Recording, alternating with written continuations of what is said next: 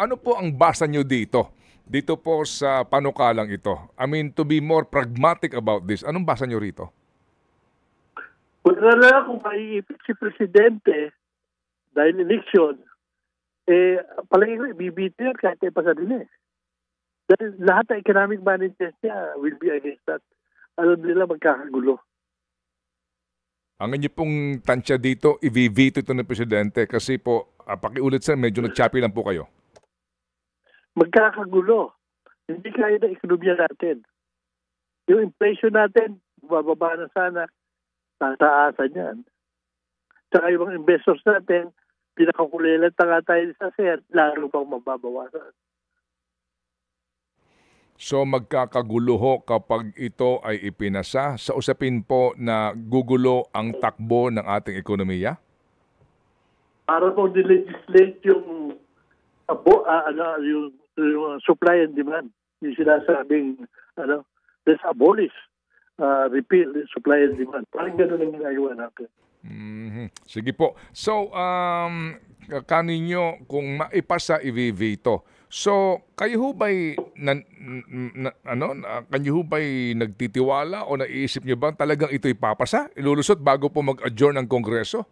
Ngayon pong Pebrero 7 dahil ang kanilang balik po June na eh. Kung susundin natin yung experience last year, si President mismo nagsabi, yung waste board mag-convene na kayo. Ginawa naman, nagtaas naman. Ngayon, ang problema, election year. Kaya hindi ko alam kung political pressures. I see, opo. So, ang inyo pong tansya rito, may kaugnayan po ito sa halalan? Well, ikaw ba, Ted, di ba naman tansya mo?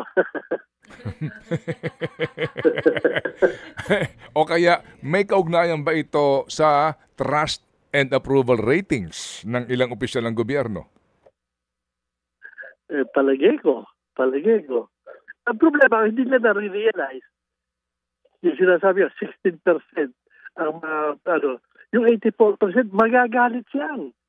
Hindi na na-realize yun. Akala nila that is a popular bill.